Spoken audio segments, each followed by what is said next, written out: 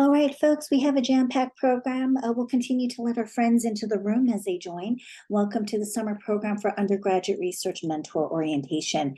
This virtual meeting is being recorded. We do like to do land acknowledgements to recognize the land that sustains and feeds us. We acknowledge that this land, which is named for the Ute tribe, is the traditional and ancestral homeland of the Shoshone, Paiute, Goshute, and Ute tribes. The University of Utah recognizes and respects the enduring relationship that exists between many Indigenous peoples and their traditional homelands. We respect the sovereign relationship between tribes, states, and the federal government, and we affirm the University of Utah's commitment to partnership with Native nations and urban Indian communities through research, education, and community outreach activities. My name is Dr. Annie Isabel Fukushima. I'm the Associate Dean of Undergraduate Studies, and I run the Office of Undergraduate Research. I'm here joined by my colleague. I will let Angie introduce herself. Angie, go ahead. Thank you, Dr. Fukushima. Hi, everyone. My name is Angie Leva. I'm the Academic Program Coordinator here at the Office of Undergraduate Research. You've been getting a lot of emails from me recently, and that will not stop. So be prepared to get more emails from me. All right. So that is for sure correct. Angie is definitely the person who you are receiving lots of communications, is your primary communicator, and we would just like to give you a little bit of a heads up. So my name is Dr. Fukushima for those arriving late. Usually Angie would take on a bulk of this presentation, but as you could tell, she may not sound 100%, and so we're going to just let her rest her voice, and I'll go ahead and just leave this presentation. But just know that when it comes to SPUR and running SPUR's ship, actually that usually is run by Angie, not me. I am just here to support her in her role. And we are also supported by a wonderful team of the Office of Undergraduate Research. I know that we have Jennifer here. Jennifer, do you want to go ahead and introduce yourself? Thank you, Dr. Fukushima. My name is Jennifer Santiago. I am one of the academic program coordinators here in the Office of Undergraduate Research, and I handle the Early Exploration Scholars Program that just launched this spring. Yes, thank you, Jennifer, for joining. We have other members of our team, including Cindy, who's the Associate Director of the office, Shelley Parker, who runs the events. You'll hear more about some of the stuff that she has in the pipeline for all of you. We've just been joined by a new member called KT, as well as we hire undergraduate research leaders to work with the office. And so we're going to go ahead and just give you a reminder of the overview of today's convening. We're here to talk about innovating through undergraduate research. We'll just give you an overview of what the office does, our commitments, as well as what you are participating in and what it's supporting, as well as the process of student selection, process and practice. This is all very important for all of you who are here as our faculty mentors. We also will talk about supporting undergraduate researchers in the summer, some considerations, the programs and activities we have lined up for them, as well as the expectations of the SPUR students, what you need to know that they're expected to do as part of their role as SPUR scholar, also some resources for them, and we are going to also invite you with the closing up of fostering a thriving research culture, so opportunities for our faculty. And so this is just a high view of the agenda. If you have questions, please just go ahead and use the chat feature to ask your questions. Please do not hold on to the end with that question. It may be something we don't want to leave you hanging throughout this process. But just as a friendly reminder, the Office of Undergraduate Research reports up to Office of Undergraduate Studies, in which from admission to graduation, the units of the Office of Undergraduate Studies provide every student with an exceptional education experience. The Office of Undergraduate Research, our mission is to facilitate and promote undergraduate student faculty, collaborative research, and creative works in all disciplines throughout the University of Utah campus. And you are here supporting us in that with your roles as SPUR faculty mentors.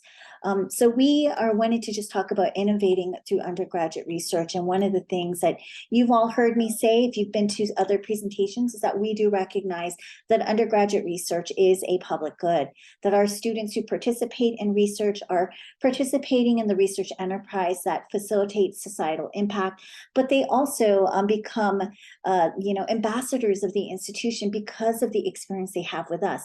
And the wonderful thing about the summer program for undergraduate research is it draws students from across the country. As you all saw, we had over 409 applicants.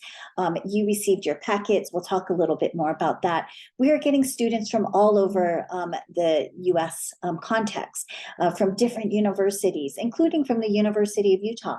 And so what we know is that when they participate in research with our office, and then they go on to do things, whether it is continue on with their education here or elsewhere, that they then have these experiences that they carry with them. We know that undergraduate research matters not only for our students, but nationally the research shows this. It promotes skill building, retention, and graduation rates, as well as helps students with their post-graduation decisions. So one of the things that we do see SPUR as also facilitating, in addition to creating a partnership with the student as a researcher in your activities, is that it also helps them make decisions about whether or not they want to be colleagues in that field of study. And so it helps them to make those graduation decisions. So you are all here because you are SPUR faculty mentors, and you are going to be doing research this summer. And so this program runs from May 22nd to August 1st in Utah. Students are nationally selected, and we're going to talk a little bit about that. They're competitively selected, and where you provide your recommendations to the office. So we'll talk a little bit about these kind of processes in today's presentation. But students are planning to work with you as a faculty mentor here at the University of Utah. So the research will be happening here. This is not a remote research program. So just to highlight for you all is that we really do see the best impact is when the students are conducting research in collaboration with the faculty. Faculty are encouraged, or we say expected, to be on site. If you have some travel, just connect with us so we can kind of talk about that remote research opportunities, as well as, let's see. So if you are traveling, just do connect with us. We've had faculty take their students to their research sites. For example, a faculty took their student to Puerto Rico. Others have taken them to other sites off campus. So in other contexts of Utah, we encourage you to let us know if you plan to do that so we can make sure you're resourced with supporting that student with that kind of off-campus experience. But let's kind of really get to why you're all here, which is to talk about student selection process and the practice. So one thing that we do find helpful to share with all of you, that it's important for you to know about the history of the demographics of our student population. What we know is that if we are trying to diversify our fields of research, that it's important that we do it through the undergraduate experience. And so what we are very proud of is that we see that the program is addressing gender and racial inequities, as well as class barriers for students who may be interested in entering the higher ed pipeline. And so 59% of our SPUR students have identified as female, 28% as first generation, 46% as BIPOC, and 41% as Pell eligible. And this is actually looking at our student demographics over since 2015 to present. So this previous summer experience. So we're really proud of how we are diversifying our fields through the undergraduate experience. But one of the things that we know that our faculty are selecting the best and wonderful students to work with them. But one of the things we want to remind ourselves about, and why we're here to check in with all of you, is that we want to remind ourselves about bias in student selection. We know that our own experiences, whether it's research, life experiences, and points of views, impact how we choose students. We also recognize that different things such as social identities, other categories of different performance impact the research, recruitment, and funding pipeline. And so we want to invite all of you to be critically aware of how this bias shows up in our student selection processes, and that we invite you to be critical of that. And that's what this presentation is also walking us through. So some of the things you all might want to as a reminder about mitigating bias in student selection is to reflect on your own trends in your mentees. So reflect on what is the gender, racial, first gen class ability breakdown of the students you're currently mentoring. I know that oftentimes we think, well, our demographics look like the demographics we generally have in our fields. And so it's important for us to know that we also are part of that process. So reflect on how diverse are your students, how diverse is your field, and if you are seeking to diversify that, that this is an opportunity to really reflect on what's happening. We also want to encourage all of you to consider in your review process and to reflect on this, is that when you're reviewing your student applications, that you reflect on experiences beyond what we think of as traditional. And so this tradition might be previous education. So those shiny Harvard students are going to look really great on paper, but that doesn't mean that they are going to be any better or worse researchers than the U of U student, the Utah State University, so USU student, and so forth. And so really, reflect on, moving beyond traditional assumptions.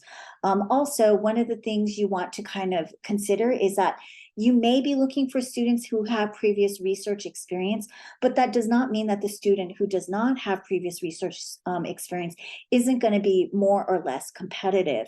You may be looking for particular qualities and things that may be useful for your project, such as, does a student have experience of working independently? Do they have other kind of writing experience that they bring, or other kind of work experience of working in teams that may not be research-based? That may be something to reflect on. We also know that higher ed oftentimes awards the awarded. So if you're looking at students who oftentimes have previous records of being awarded, it is highly encouraged that you might want to think about, rethink that. They may be highly awarded because they're really wonderful, but students without awards are no less competitive. They may not have the opportunities to be awarded. And so that's some of the things to kind of think about and consider, so ask yourselves, what are the skills that you need to be successful in your summer research project?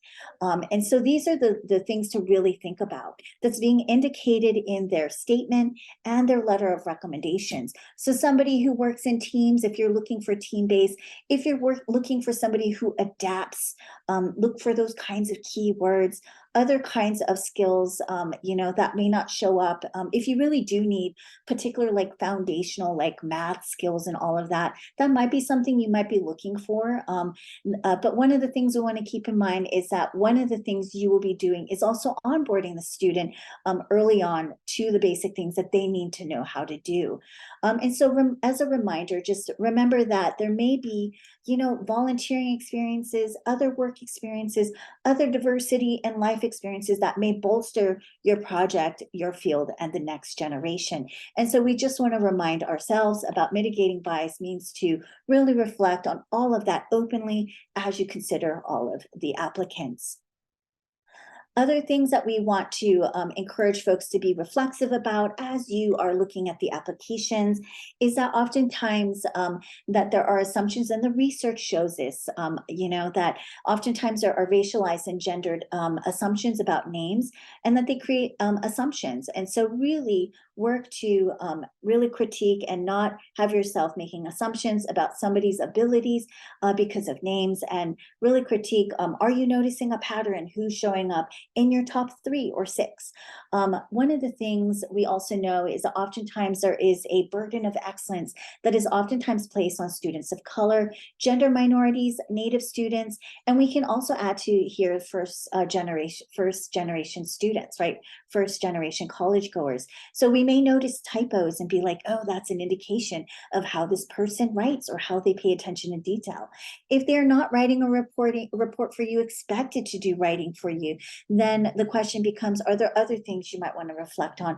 Does this typo make it or break it? Or does it, right? So that's really up to you to really think about, are there other keywords that are showing up hardworking, that also show that the student might have particular skills about them, or also perpetuates particular narratives about them. So one thing to keep in mind, GPA does not actually show up as an indicator of success. What we know the research shows is that students who participate in research generally improve in their GPA over time, because they're participating in things that they really enjoy. So just something to reflect on. If GPA matters for you, okay, not going to change that, but GPA is not necessarily going to be an indicator of a student's success.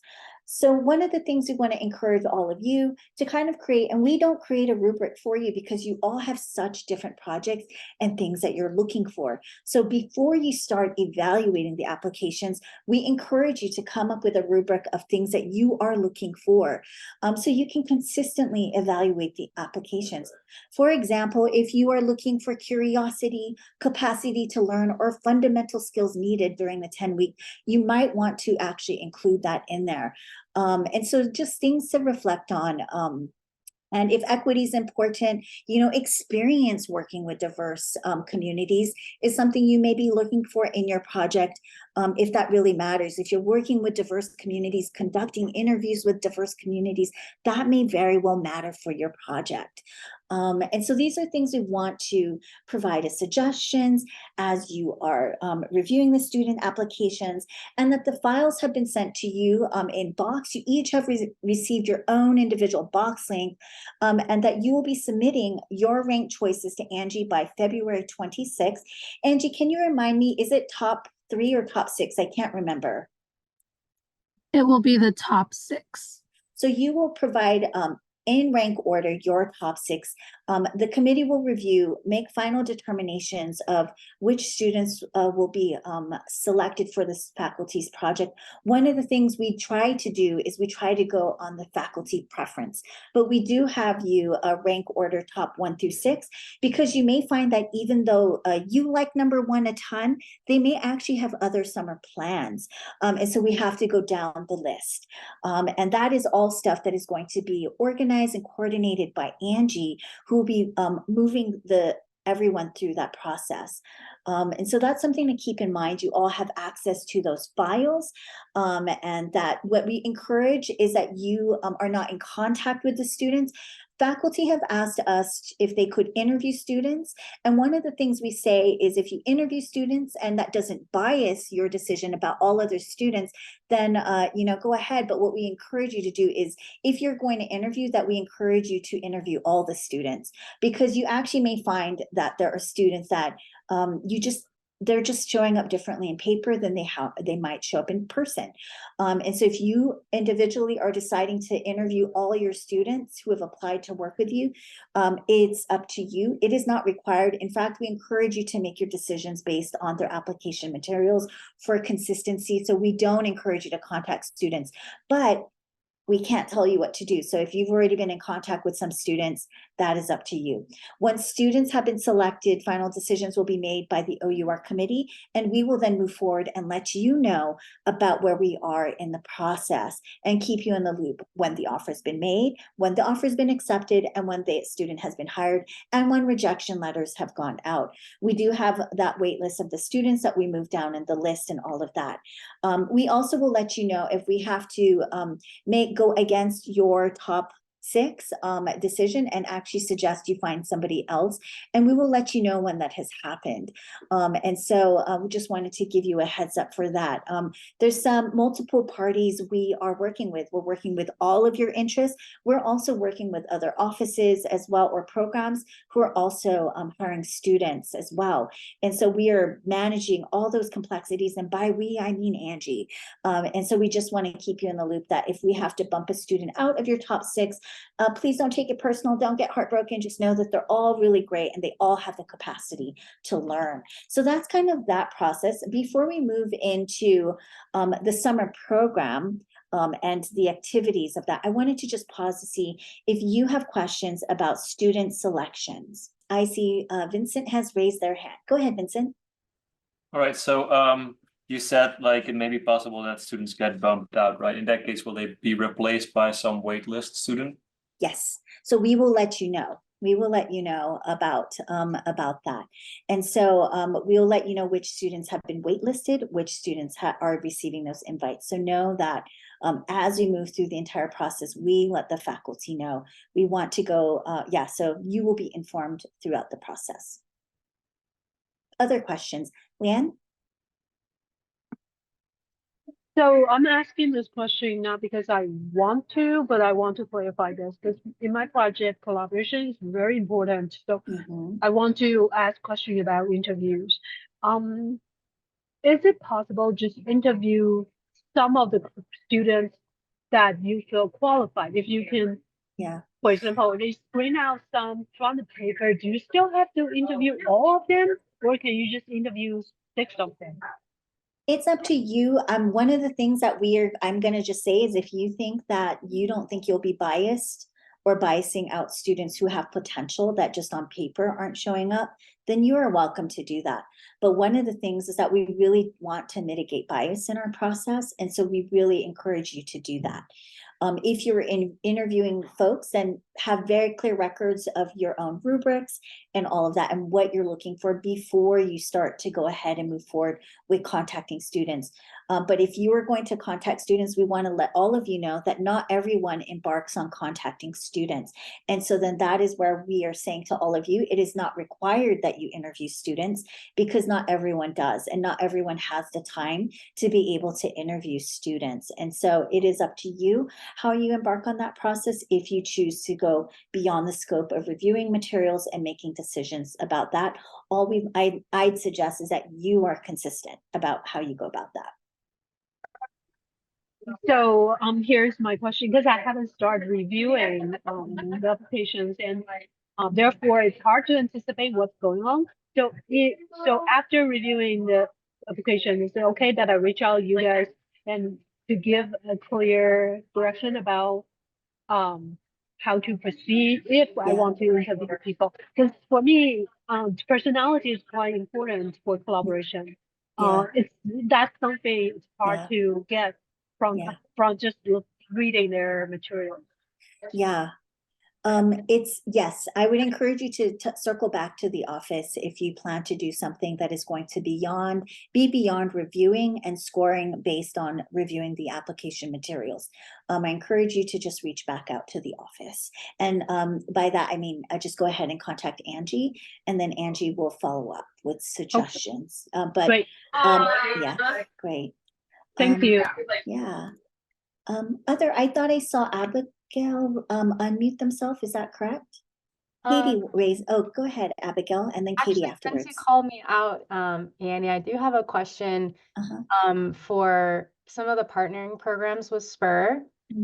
So is there an opportunity? I know in this application round this year, the students were able to select a box where if they weren't selected for SPUR, that they could, that their applications would be forwarded to those programs. Would it be possible for some of those partner programs that aren't eligible for this year for that, to also potentially have access to some of these applicants that were kind of passed over, or I shouldn't say that, that's negative, but that, didn't meet SPUR and then those other programs?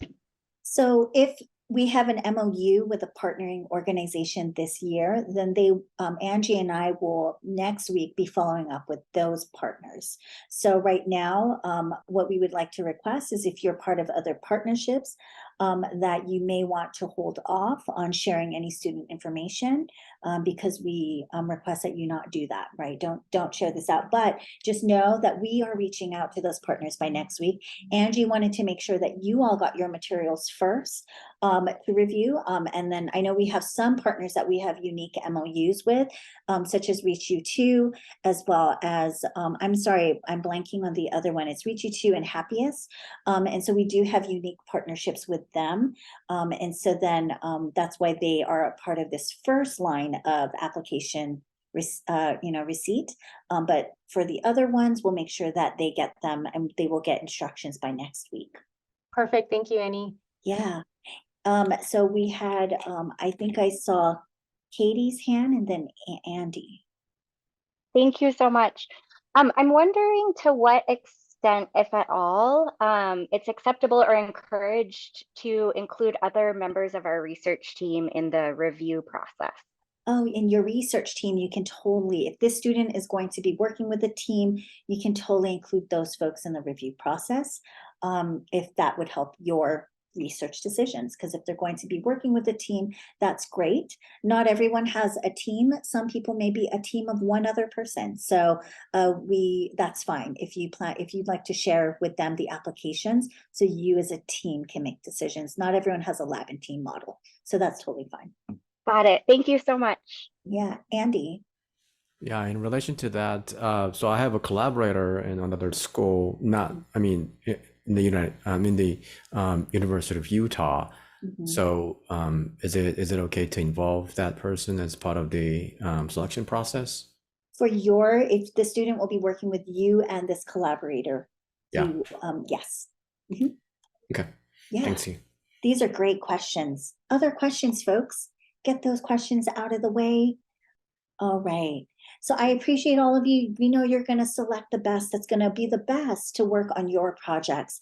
And we recognize that that varies by fields of expectations and projects that you're working on. So again, before you start diving into those applications, come up with that quick list of things that you are looking for, that you need to see. So then that way you can then go ahead and make an unbiased decision.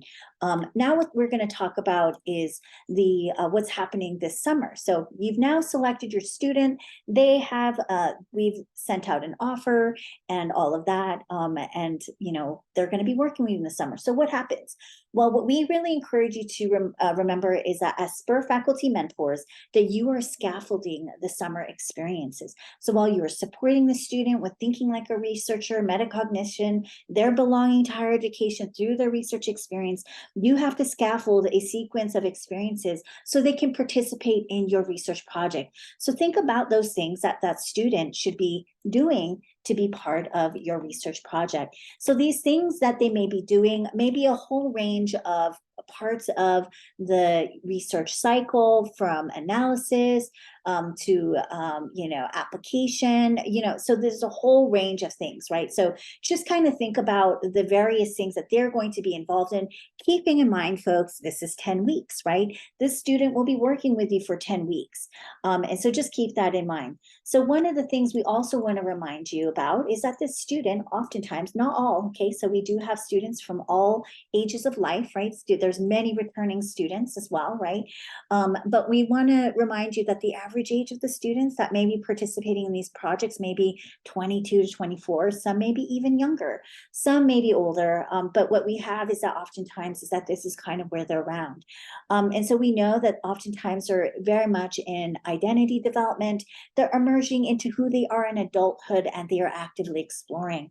And so what we want to just remind you about is that this mentoring experience is that you are mentoring them into a research identity as they participate in this research process. So don't assume that they know things, just assume they don't. And start from there asking questions. And if they do know things, great. And know that there is content that the education series and that OUR tries to help provide supports all of you.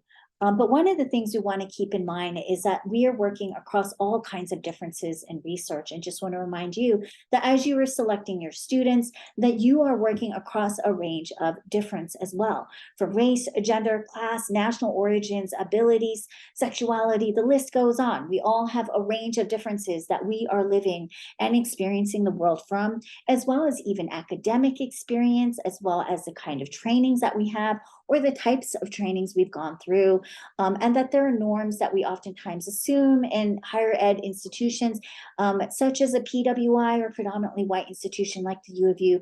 And so what we want to just have you all remember and just keep in mind is that your students are coming into higher ed with a wide range of experiences. And also to remind ourselves, folks, we are going through a global pandemic, right?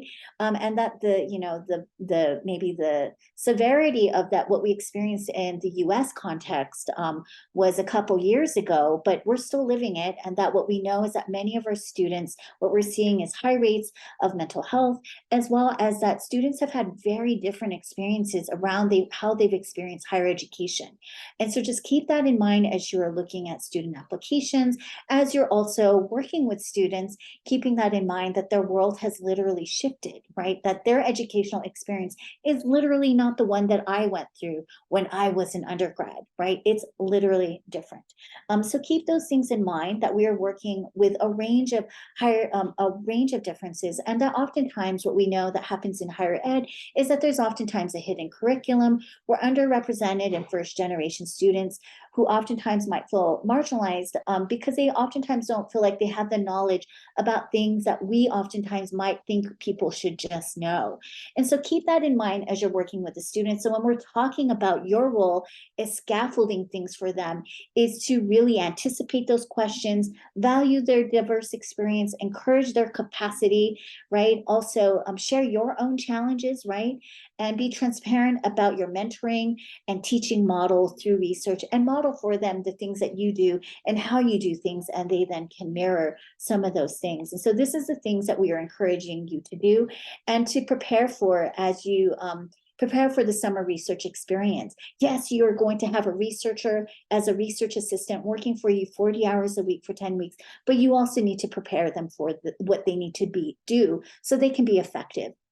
And so some of the things you might want to keep in mind as you move forward, once the student is selected and they've accepted, they will be instructed to email you. So think about the things that they should arrive prepared to work on. So do they need to do things in advance to start hitting the ground running with you? Is there a reading list? Are there particular trainings or certifications they need to complete? OUR will have an orientation. We also will have a Title IX training. But if there's other things that they need to do, such as IRB, we have IRB that runs in the summer. We'll have that first week in IRB education series, but they may need a little bit more. And so just keep that in mind if they need a little bit more than that. And so where do they go? Even like basic stuff when they arrive, where do they meet you? And just basic expectations. And we're going to talk a little bit about those templates and all of that. But what we want to remind you is that during the summer, you're providing them hands-on research experience. They are doing research, right? They are working 35 to 40 hours per week, and they'll be working with you on your research projects. So describe your research and work expectations.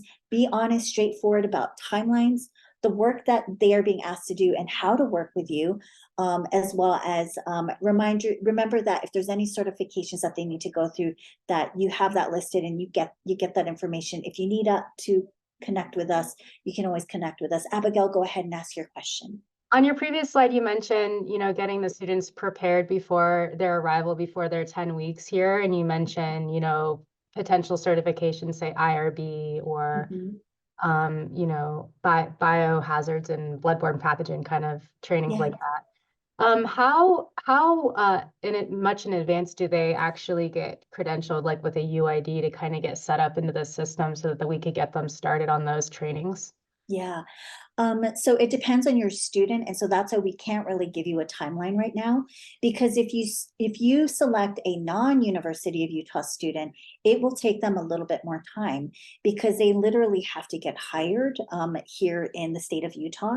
We'll have to coordinate with an HR in their context. So I know it's a little bit more logistically complicated and slower when it is a non-University of Utah student, or if it is an international student who is a youth student who is, has not worked before. So those processes are a little bit slower. We let you know when they have been formalized, and then you can start doing those things with the UID related stuff. But reading stuff, you can always send them in advance and just prepare them for what they might need to hit the ground running with. For University of Utah students, you generally they already have UIDs. So if they're a U of U student, generally you can start that earlier if you'd like, and you can just suggest that the students start the training earlier so it doesn't feel so overwhelming on day one. And so that's what I would recommend for you on that. I hope that answered that question, Abigail. Yes, thank you, Annie. So those are things that you should be doing to think about scaffolding for your student. Prepare that student before they get here to the U, or prepare yourself for the things that you need to do with them. So then that way it's not one of those summer experiences where you are making the syllabi as you go along, unless if that is how you have to work. Then just being transparent with the undergraduate researcher about some of the benchmarks that you will be hitting, but how you work as well. So if there's more fluidity and time in the way that you work in your summer research, just be very clear about that with your researcher so they know that this is how time works and what they will be expected to do in that 40-hour per week work week. I would encourage folks to, for example, think about when will you meet them? How often will you meet them? Some folks are working in labs, for example, with the faculty. So they're pretty much, next to each other on a regular basis. Some folks may be doing a little bit more independent, be sent to the library to do some stuff, sent to other places. So, you might want to think about then if you have a little bit more independence with your researcher, how often are you regularly checking in with them? So then that way the projects that you are having them work with them, having them work on for you is moving forward. I would recommend pretty regular check-ins. So then that way the things that you need to have them work on is not getting delayed. And you don't find out by week 3 that this person has not done things that should have been completed during week 1. So these are the things you should be really keeping in mind as you scaffold for the summer for what you will need to be effective in your research project with a researcher, a research assistant. I hope that helps, folks. Does anyone have questions about that summer? We're going to talk about what you need to know about that your students are expected to do. So this will kind of be part of the timeline of activities. You're pedagogues, you are professors, you know how to do this. So we know you got this, and we know that you have very clear sense of what you want to get accomplished. And so just kind of keep in mind then how that student might be part of that process. So there are expectations of your student researcher. And so this is the thing that we're going to kind of go through is that your student is expected to work 35 to 40 hours per week on research and program related activities. And we're going to talk through those other program related activities from May 22nd to August 1st. We want to just we highlight as research days, May 23rd to July 31st. And we'll kind of talk about what's happening. Angie, what's happening on May 22nd? On May 22nd, the students will arrive for their student orientation, as well as any students that are from out of state or maybe are unfamiliar with the campus will be able to take a campus tour as well. Great. So yeah, this is kind of like for those non-U of U students and onboarding, and actually for all the SPURs, there's going to have an orientation. So that is day 1. And so really like your full research days will begin May 23rd. Thank you, Angie. We also want to remind you that there are university holidays. Angie has pulled these dates together for you, May 22nd, 27th, June 17th, July 4th, and July 24th. Please do not make your students work on holidays, and that it is not required that they make up hours because there was a holiday. So we encourage that our students take holidays like the rest of us. Rest is really good for keeping up momentum, and so we encourage it. And also just know that they shouldn't be working on those holidays. Some of the other things you want to know about that your student is required to do as a SPUR scholar. They are required to attend program events, which include the orientation that Angie talked about on May 22nd. They're also required to attend what we call the Grad Mini Expo, and we'll have those dates coming up soon. So you'll see those dates on a different slide. They're also required to attend the education series. I'll talk a little bit more about those. Those tend to happen pretty regularly throughout the summer on a weekly basis, I believe, or bi-weekly basis in some weeks. You'll get the schedule soon, as well as they are required to attend a bi-weekly meeting that is facilitated by Angie that is intended to create a community of undergraduate researchers amongst themselves where they can get that professional mentoring support and have specific questions answered. And so that's part of a list of things. They are to submit to Range, the undergraduate research journal, by July 29th. We'll talk a little bit about that, and present at the undergraduate research symposium. They are to register by July 21st and submit a final report by August 1st. And so all of these processes are things that are required of your SPUR undergraduate researcher. And so, there is one of the things we want to encourage you to do is details. There's some templates that Angie will share with you as a link out afterwards. Is you can come up with a weekly task timeline of expectations. There's templates that we can share with you. You want to co-determine this working document, so then it's clear by week to week what they're working on, as well as knowing that they have to attend certain things such as education series, as well as they have to do a poster presentation, and so forth, right? We want to just encourage documenting accountability and using this to kind of help the students see their progress and see these kind of benchmarks of things that they should be doing. One of the things you should know is that the student receives you receive a semi-monthly email that just kind of confirms the student is progressing positively as expected in your own timeline. And so what we encourage you just assume that when we don't hear from you, we assume everything's going great, but we want to say that we do love positive messages. So go ahead and let us know when things are going well. We love receiving that information. But if there is something that's going on, for example, a student is not communicating, is not following through with particular expectations, or there's challenges with the research dynamic, we encourage you to let us know earlier than later so we can work with you to support that student in getting back on track.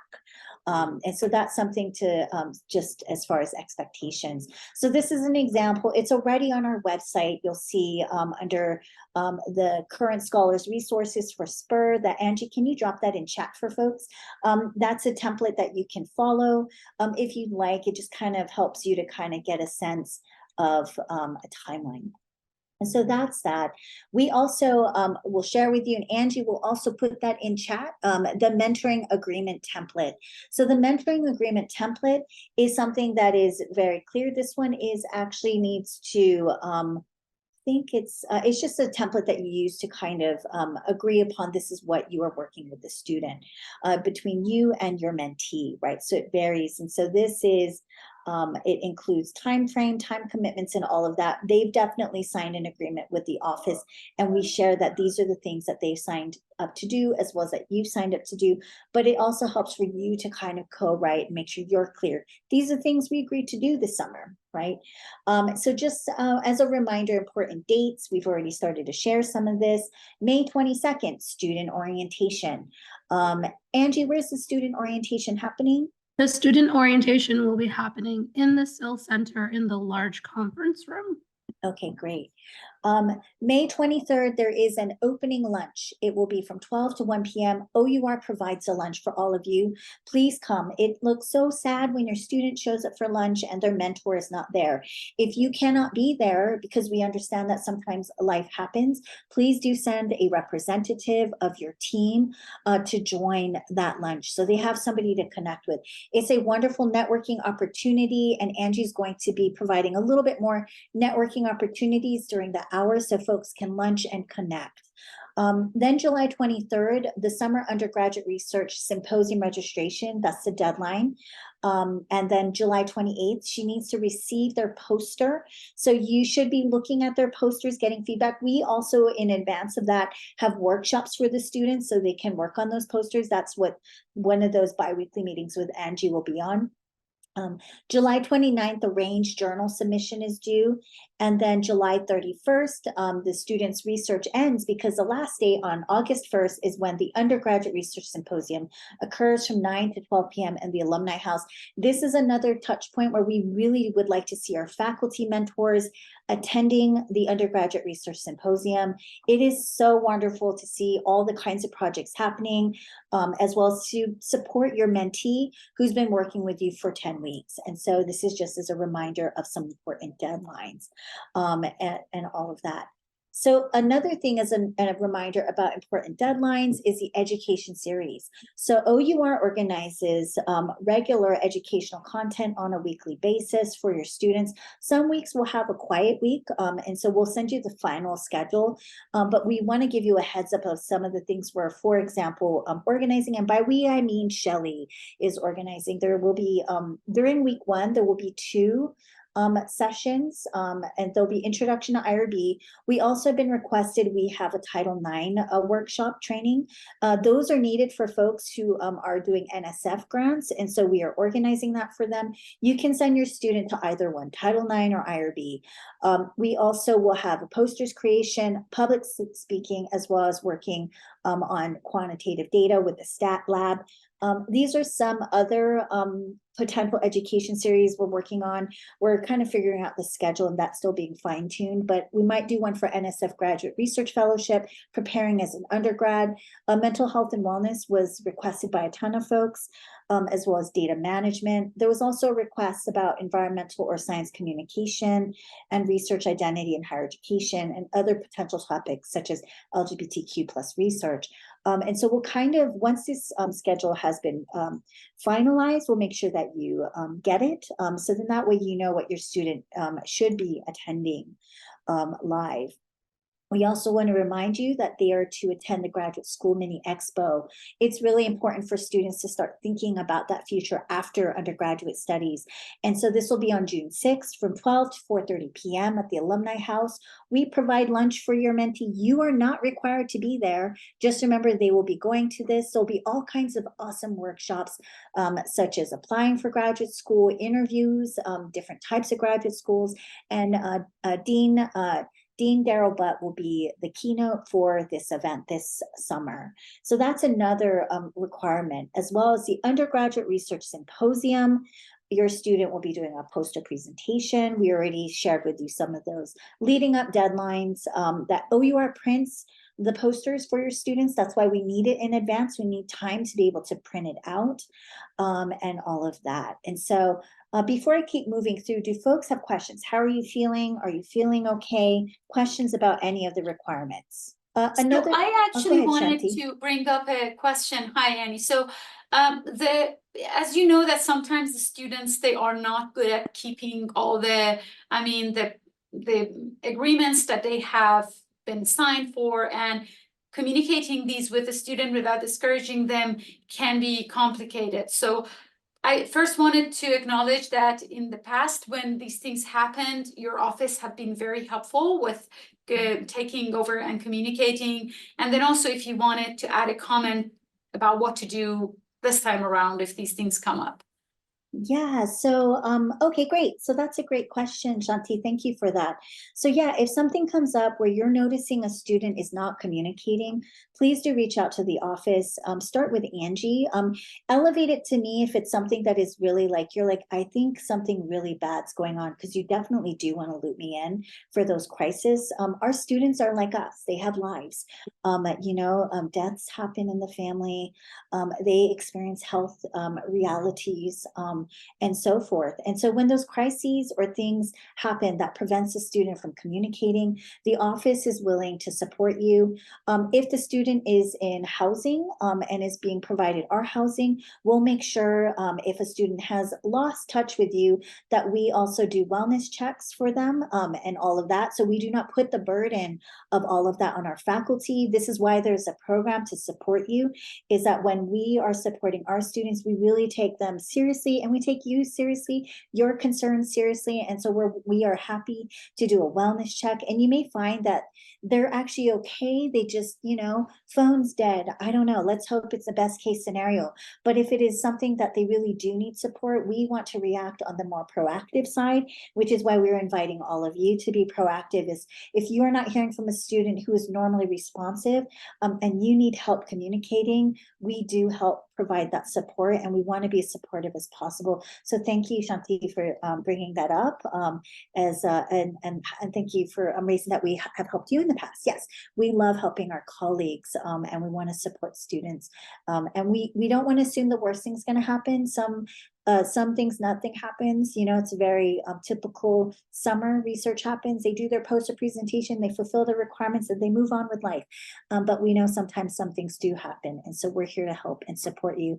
We do have connections, and we do work very closely with the Dean of Students and other offices across campus to make sure that a student is supported, because even though they may not be taking credit, they are still students who are living in residence. If they're living in residence, if they're off residence, we can give you guidance on how to connect with that student and what we can do to try to also do a soft connection, or what we call warm connection, to that student, and also offer them resources. Great, thank you. Other questions? Thank you for bringing that up. Yeah, let's go there, right? Like, let's bring up the stuff that happens, right? Because yeah, it happens, right? And we want you to know we literally are here to support. Angie's been wonderful to work with. She's really here to support your students, and we have a whole team who's supporting Angie as well. We also, another requirement is Range Undergraduate Research Journal. So just as a reminder, this is something that is searchable, and that the undergraduate research, the SPUR scholars are required to submit to the journal. If they're U of U students, they can get a undergraduate research scholar designation if they do 2 semesters of research. The deadline for your student is July 29th. Please do review your student submission, because what we do not want to have happen is that you have proprietary or things that you want to submit to a journal going into this journal that cannot go into another journal, right? So we want to make sure that you're reviewing and you've approved it. So remind your student that they are to share it with you as you scaffold before they submit. So even if it's just a timeline for them to share it with you, great. Have them make sure they share that with you. Questions? I see Leanne's camera has, Leanne, did your hand go up, or? Oh, no. Okay. You're just enthusiastic about the journal. Got it. Okay, great. Other questions? We'll keep moving through. We have more resources for your students. Those are all the deadlines. Does anyone have questions? That's generally how the summer is going to flow. And we just want to make sure you're aware of all these benchmarks. We do find that having all these benchmarks of expectations also supports accountability in the student, which is why we create programming around them. It does support the student with knowing, I'm working towards this thing as I'm working with this thing with you that I can share with others. Because sharing research, with the research community and speaking out loud is also a fundamental part of how we continue the research cycle. Right. And so, it's also really wonderful for students to share out loud the research. One thing I do want to say about the undergraduate research symposium, you will be reminded about those dates and all of that, but we want to remind you to not only attend it, I'm going to go back, but to also not only attend, but encourage your research teams or other folks in your research circles attend. We also want to encourage you to have your students' family and friends attend if they have any family and friends that are local. This symposium is open to the public. It is such a wonderful thing when we see parents there. We've seen grandparents there. We've seen little humans there. We've seen all kinds of people there, and we love it. And so really just know it is open to the public. We each year are trying to set out more chairs because that's something we are reminded of, is that people need more seating areas. So we are working with Alumni House to make sure there's more chairs around the space for people to just kind of sit down if they need to rest their feet and all that. But the students should be standing at their poster for the duration of the 3 hours, and we are happy to accommodate if they're unable to stand for 3 hours straight. Great. So that's kind of just as a reminder about that. So we have tons of resources for our students. If a student continues to stay with the University of Utah, we want to remind you, if they've not done Europe before, to encourage them to continue for this after SPUR to do a Europe. Your students, if they are U of U students, are encouraged to apply for Europe if they've not done it.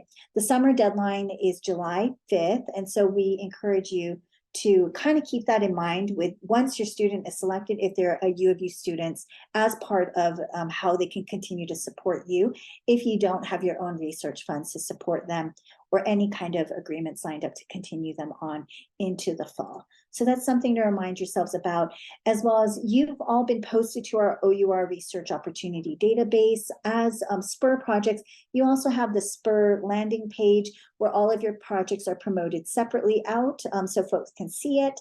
But one of the things we just want to remind you is that after the projects over in the summer is that we encourage your student to apply for other opportunities, but also for you to continue posting to our database if you want students to continue to work with you. If they're a U of U student, we want to remind you that they're eligible for the undergraduate research scholar designation.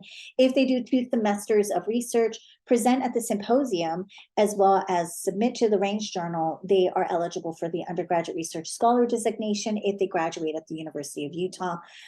This student, a SPUR scholar, is pretty much there. They just need 1 more semester of research with you if they've not done it before.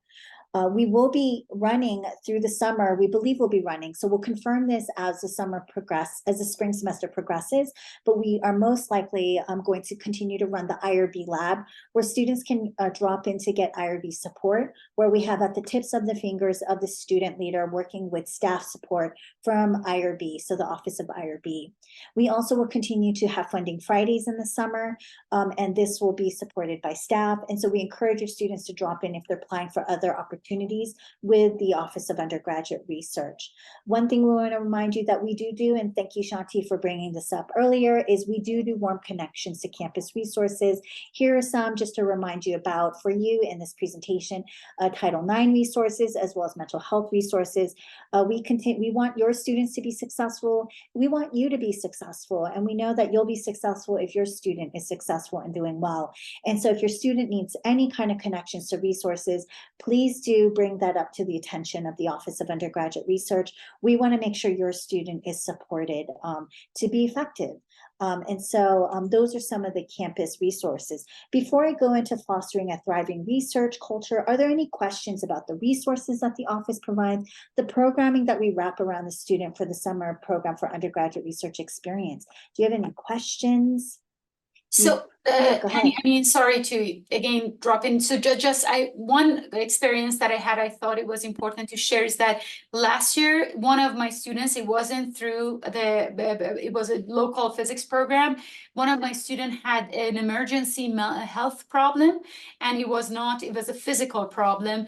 But then, I mean, ended up in emergency room, out of state student. It was extremely challenging situation to handle. So these are the things that it would be very helpful for, I think, faculty to know that they can happen in like a student ends up in emergency room while working in the lab. And then afterwards, the student needed also mental health help because it was a very scary experience. Oh, yeah, thank you. Yeah, thank you for sharing that. And I'm sorry, that must have also been stressful, right, for everyone else around, right? Including the the whole student. team helped. I mean, the whole team Yeah. helped, but just Yeah. wanted to say these things can happen, and having some preparedness for what can go wrong with it's important. So Yes, it is. And you know, I know that your students do have access because they'll be treated as a temporary employees.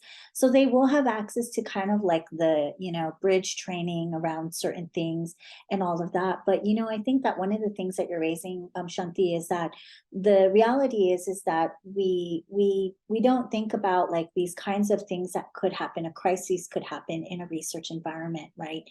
Whether it is a student crisis, a life crisis, an environmental crisis, right? Like literally, these are things, and we don't want to assume that it will always happen, but we also want to just keep in mind that should it happen, what are the touch points and things that we need to be aware of?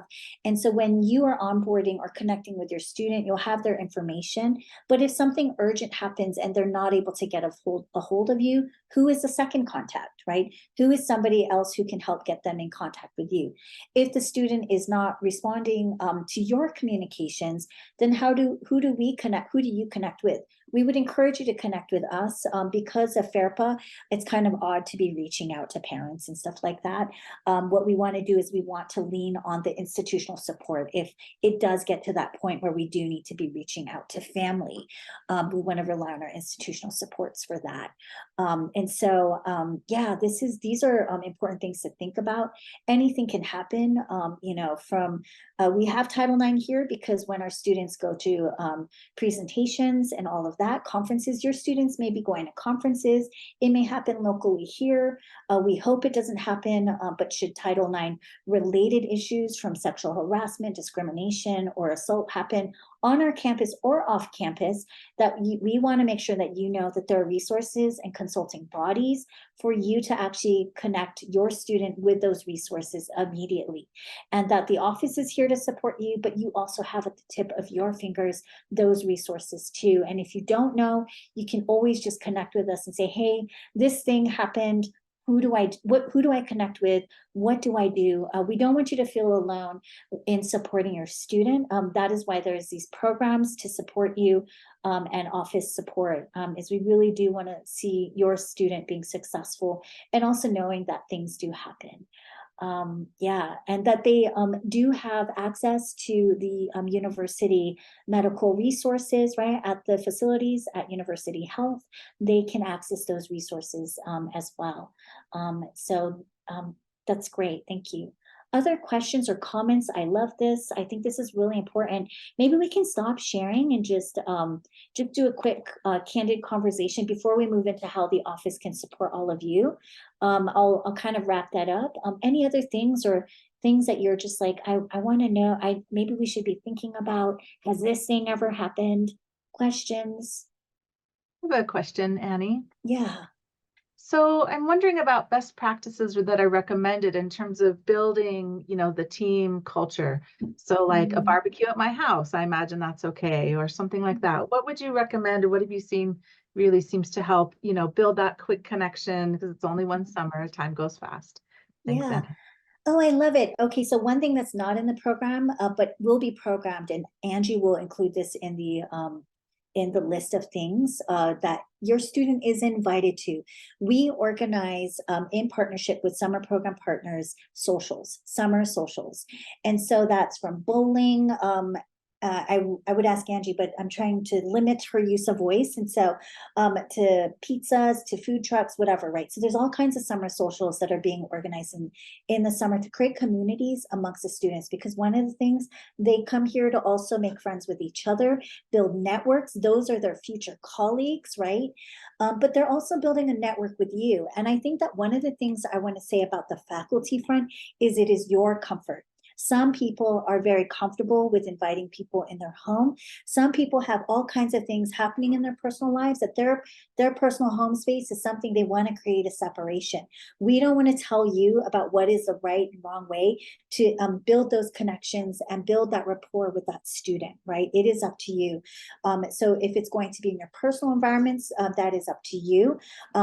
There's other ways to do it, coffee on campus, go to the museum with them. I know Angie's going to be creating a list of things that students can do close to campus and on campus, that we want to encourage our students to see that there's lots of things to do. We want them to do the research, but there's also, having fun also makes us enjoy research as well. And so that's something to maybe keep in mind. I know sometimes faculty might take their students out to lunch or out to a meal. We encourage you to do this in a team base, right, with other folks, so they get to know other people, right? Some people might feel a little bit awkward if you're a team of one to do a one-on-one. So just keep in mind that we all have different comforts around how we connect.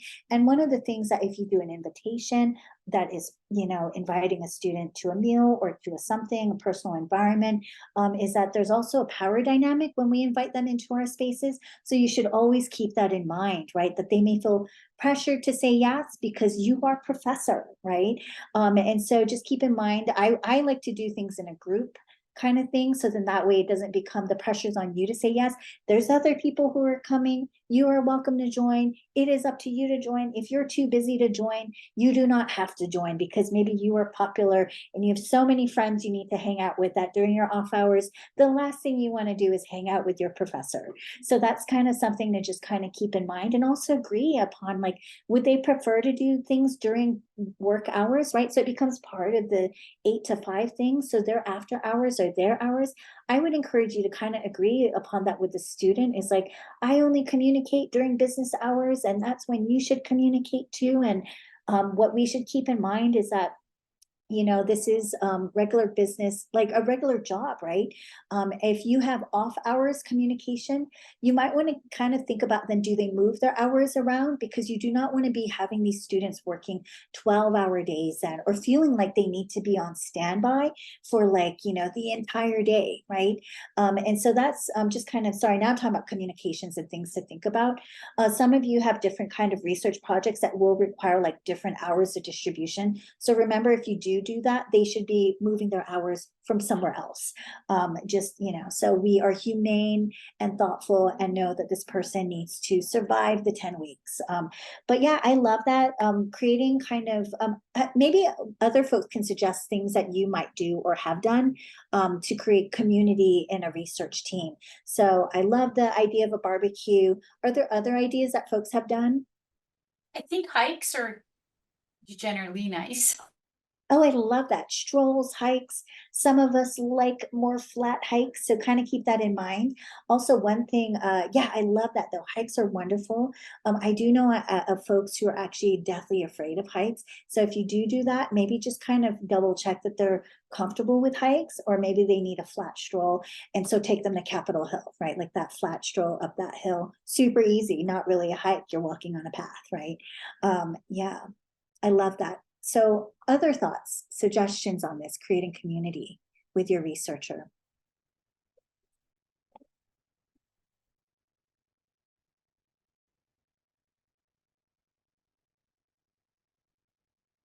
Or questions, other questions? So one thing that I was envisioning, but I never done, is that having movie nights for like science movie nights for students, like PBS stuff and things. And if you can use one of the rooms in university and physics has some, I thought that they can bring popcorn and just watch it. I mean, I tried it last year, never found the time to do it. It requires some organization, but it would be cool. Oh, I love that. I love the movie night thing. I think that sounds really wonderful. I think one thing just to keep in mind, will this be considered part of the work thing, or is it not the not work thing? And so just kind of think about that. If it's intended 100% social, just be really clear then that it's elective for the students. So then that way if they would prefer to have their after hours, if it's considered after hours for you, doing something else. Yeah. That's great though. I love that. There's also actual theaters we can take them to, like be off campus, maybe just go to a movie, right? And find the science in that film. All right. Well, I love that. You are all, you know, really a vital part of building that research community, right? And one of the things that you are doing for sure by supporting undergraduate researchers is building a thriving research culture, right? But one of the things we want to keep in mind for all of you is that acknowledgements. List your mentees in your CV if it's appropriate, right? They're acknowledged as receiving the award on the website, right? So you can put them in your CV. This is not a FARPA violation, right? This is definitely within the grounds of award. List students in your FAR. Invite students to co-author if that is appropriate, right? Tell us about your successes, right? If good things happen, let us know. And especially if you decide to co-present with them or publish with them, let us know, right, about those kind of future things. One of the things I want to remind all of you, and Angie's going to drop this link for the undergraduate studies form stack into the chat, is that you all have already been listed as faculty affiliates on our website. This is a wonderful way for future researchers to find you. We want to remind you, if you want to update your page, you can go ahead and fill out this link again if you want us to do a quick update. There's other resources for you. I do letters of support for grant applications. Please do connect with me if you're interested in that, and bump it up if you're not hearing from me, because it just may mean that your email went further down. So please do bump it up. A silence is not my decision. It just means I may not have seen it. So bump it up. Invite OUR to present to your class. If you have additional funds that you would like to support a student with, or want to have students apply for your post your opportunity to the OUR database. I want to remind you all that you are eligible for the OUR Faculty Mentor Awards. Please make sure that your chair and your associate dean and your college contact is aware if you're interested in being considered for this. If you do not know who your college contact is for the awards, which will be recognized on April 3rd, 10:30 a.m., please let me know. The dean's letter is due to me by March 1st, and so please do let us know as soon as possible if you'd like to be nominated by your college. So if you're applying for grants, please do reach out. The office is regularly open and available, and Angie's here to support all of you. Angie is your primary contact. So Angie will go ahead, and you've already been receiving her emails, but she'll, just in case if you missed it, put her email in the chat for you. Please do connect, and just know Angie's here to support you all. And there's a team supporting Angie as she supports you, but she is your primary contact for the summer program for undergraduate research. Just as a reminder, you're welcome to always include me in any communications. I'm here to work with the team, and Angie's here to be your primary contact.